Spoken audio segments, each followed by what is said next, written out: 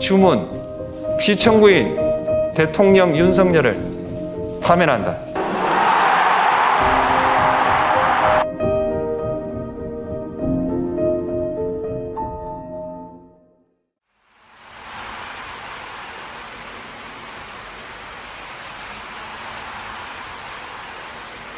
대한민국 민주주의의 위대함은 헌법이라고 하는 그 자체에 있는 게 아니라, 제도에 있는 게 아니라 그 제도를 가지고 사는 우리 국민 스스로의 위대함이죠. 억압을 하면 포기하고 좌절하고 굴복하는 게 아니라 결국 그걸 이겨내요.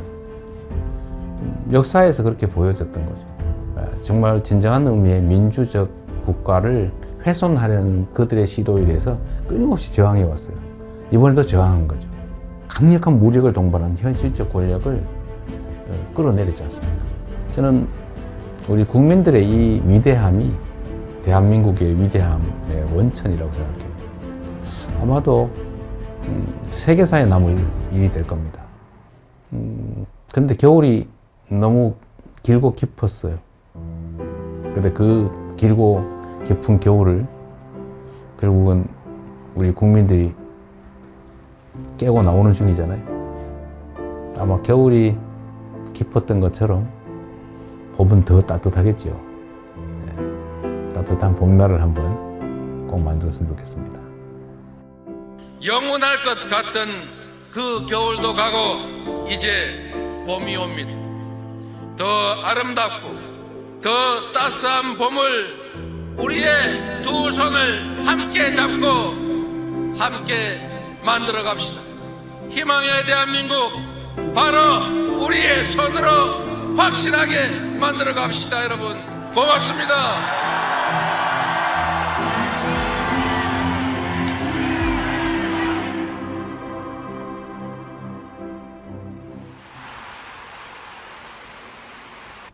대립 갈등이 지금 아주 크죠.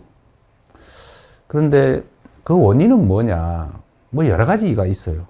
아주 근본적인 거는 경제적 이유입니다. 먹고 살기가 어려워져서 그래요. 세상 사는 게 힘들어서 그렇습니다. 그런데 왜 그러면 더 잘 살게 됐는데 왜 부족하게 됐냐? 편중됐기 때문이죠. 소위 양극화, 불평등, 격차. 이게 너무 커졌어요. 우리 사회가 총량으로는 과거보다는 더 많은 걸 가지고 있게 됐는데 개별적으로 보면 그게 너무 많이 한 군데 몰려 있습니다. 이게 이제 사실은 갈등의 원인이죠. 지금 우리 경제는 여러 면에서 일종의 사면초가 같은 상태 같습니다. 전 세계적으로 성장률 전체가 떨어지고 있어요. 그리고 경제는 사실 민간 영역만으로는 제대로 유지 발전되기 어려워요. 정부 영역의 역할이 중요한데 지금 거의 3년 동안 정부는 경제를 방치해뒀죠. 이제는 첨단 과학기술에 대한 투자가 중요한 시대가 됐습니다. 근데 문제는 과학기술의 수준이 너무 높아져가지고 개별 기업들이 감당할 수 없는 상황이 됐어요. 그래서 정부 단위의 인력 양성, 또 대대적인 기술 개발, 연구 개발 투자, 스타트업이나 벤처에 대한 대규모 투자. 또 그렇게 하면 다시 또 살아날 수 있습니다. 우리 너무 좌절할 필요 없는 거죠.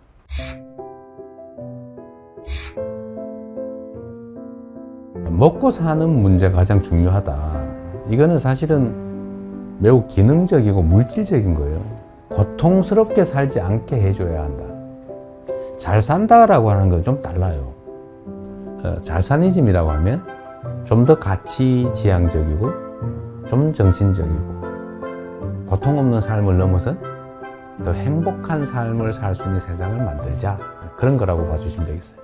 민생 살리는데 색깔이 무슨 의미입니까?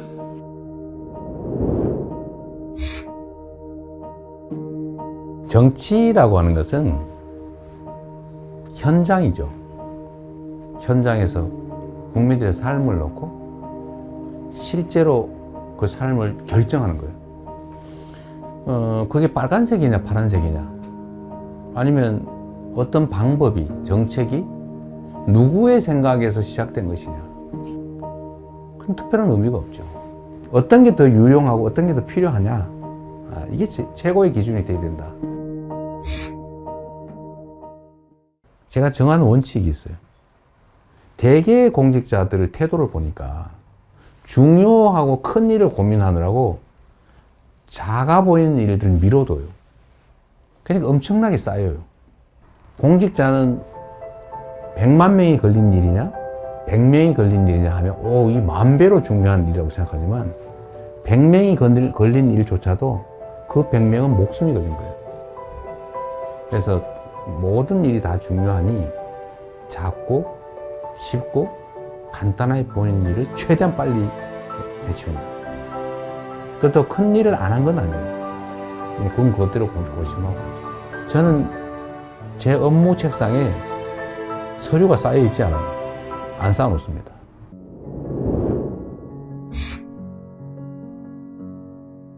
재난이나 아니면 사회적 위기 때 피해를 입는 것은 힘겹고 못 살고 어려운 사람 순이에요.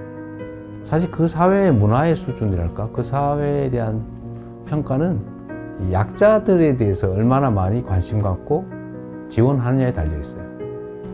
생명 안전을 유지해야 그 다음 단계, 더 나은 삶, 행복한 삶을 꿈꿀 수 있어요. 그래서 국민의 생명과 안전을 지키는 것은 정부가, 국가가 해야 될 가장 중요한 일입니다. 뭐든지 문제를 생각해 보면 우리가 조금 더 신경을 썼더라면 막을 수 있었던 사고로 보여져요. 누가 얼마나 체계적으로 신속하게 대응하느냐에 따라서 피해는 매우 적을 수도 있어요.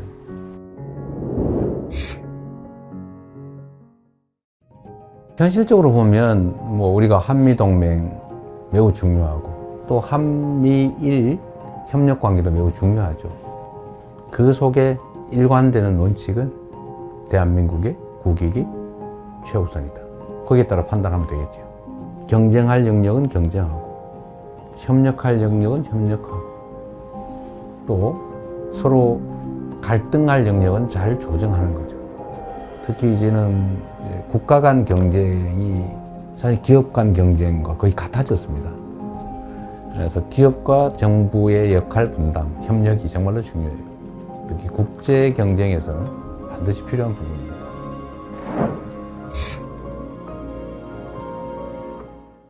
김구 선생이 정말 우리가 먹고 사는 것조차 해결하지 못하는 그 시대에 우리가 꿈꾸는 나라는 문화가 강한 나라다. 문화 강국 얘기를 하셨어요. 정말 저는 우리의 역량을 통찰한 정말 해안이었다. 지금 문화 영역에서는 정말 세계를 상당 부분 선도하고 있지 않습니까? 그럼 우리 K컬처, 한류라고 보통 부르지 않습니까? 근데 여기에 더해서 이제는 K민주주의, 아마 이번 2번에 걸친 촛불혁명, 빛의 혁명을 통해서 무혈의 평화혁명으로 현실 권력을 끌어내리는 세계사에 없는 이런 일들이 민주주의의 이름으로 이루어졌지 않습니까? 정말 위대한 민주주의의 힘을 보여준 거죠. 대한민국이 세계를 선도하는 여러 영역들이 있다고 봐요. 저는 이런 것들을 K 이니셔티브라고 좀 통칭하고 싶습니다. 우리가 비록 규모는 적지만 소프트 파워 측면에서는 세계를 여러 영역에서 선도할 수 있겠다는 생각이 들어요. 그런 나라 한번 꼭 만들어 보고 싶어요.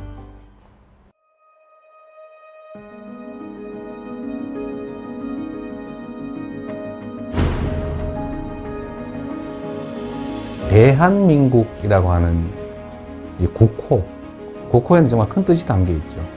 민국, 국민의 나라, 민중의 나라.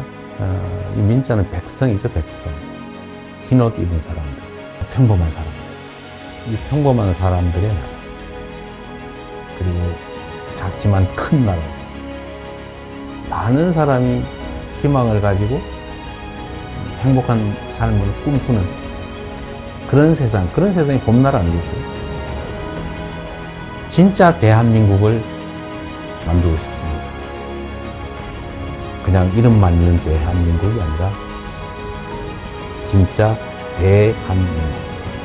그리고 그 대한민국은 대한국민이 만들어가는 거죠. 그 대한국민의 훌륭한 도구, 최고의 도구, 이재명이 되고 싶습니다.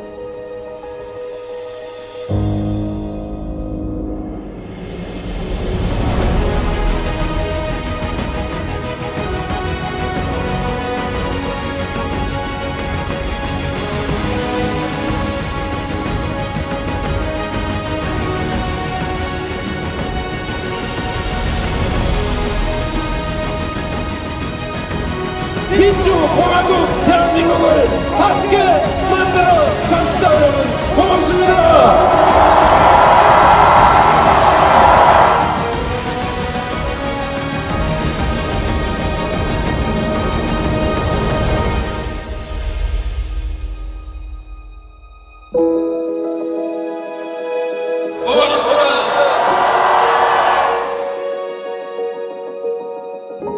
진짜 대한민국을 만들기 위해 대통령 선거에 출마합니다.